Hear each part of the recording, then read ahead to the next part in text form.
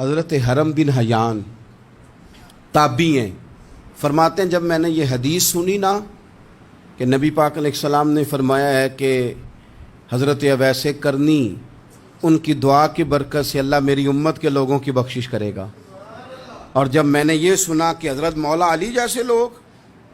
حضرت عمر فاروق جیسے لوگوں کو جبہ دے کے بھیجا گیا ہے، اور حضور نے بھیج کے کہا ہے کہ اویس سے کہنا میری امت کے لیے دعا کرے، تو فرماتے ہیں میرے سینے میں لو لگ گئی کہ میں حضرت اویس کرنی سے ملوں، میری طبیعت لگ گئی، میرا شوق آ گیا کہ میں خواجہ اویس کرنی رضی اللہ تعالیٰ عنہ سے ملوں۔ میں نکل پڑا، اللہ کے بندے کے لیے نکلا۔ حضرت حرم بن حیان کہتے ہیں، اس کو ابن الجوزی نے بھی لکھا ہے، داتا گنج بخش علی اجویری نے بھی لکھا ہے،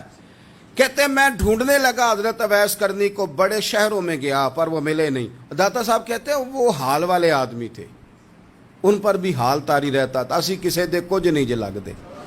تے نہ کوئی ساڈا دردی، وہ بھی اپنی کیفیت میں رہتے تھے۔ داتا صاحب نے لکھا ہے جب دنیا ہستی تھی تو حضرت اویس کرنی رویا کرتے تھے، جب لوگ روتے تھے تو وہ ہنستے تھے، وہ سادہ غذا کھاتے تھے، کسی سے کوئی لین دین نہیں، اپنے طرز کلام، اپنی زندگی۔ یہ لوگ بھی بڑے شاندار ہوتے ہیں، فرماتے ہیں کہ وہ اپنے حال میں رہتے تھے۔ حضرت حرم بن حیان کہتے ہیں میں نے بڑی جگہ ڈھونڈا، پر میں جہاں جاتا لوگ کہتے ہاں گندمی رنگ والے، ہاں جن کے چہرے پر کچھ برس کے داغ ہیں، وہ جن کا چہرہ اور وجود بڑا روب والا، وہ اویس کرنی۔ کہتے ہیں میں ڈھونڈتا ڈھونڈتا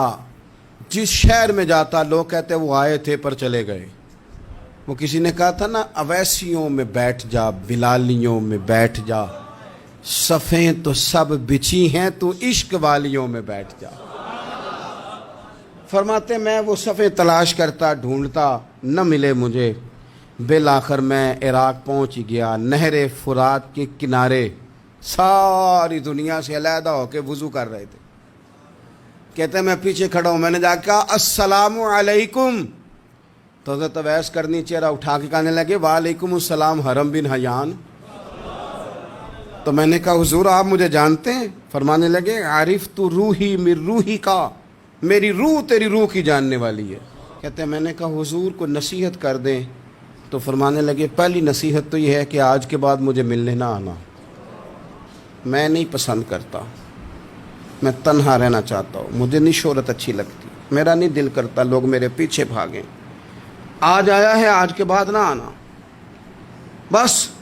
چھوڑ دے مجھے میرے حال پہ، میں اپنی زندگی اپنے حساب کے مطابق گزارنا چاہتا ہوں، تو آج کے بعد نہ آنا۔ اور پھر فرمانے لگے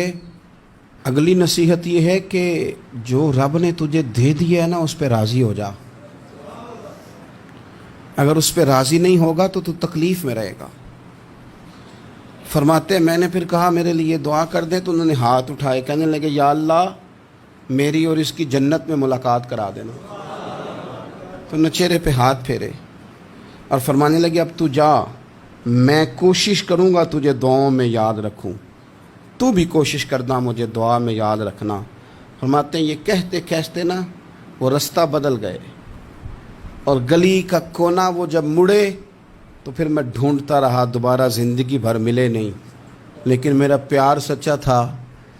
وہ مجھے ویسے تو نہیں ملے پر خواب میں کئی دفعہ مل جاتے ہیں، اور خواب میری وچ بھی آیا ماہی، تو میں پھر وہ گل وچ پا لئیاں باواں، تے ڈر دی ماری اکھ بھی نہ کھولاں، کتے پھر وچھڑ نہ جاواں۔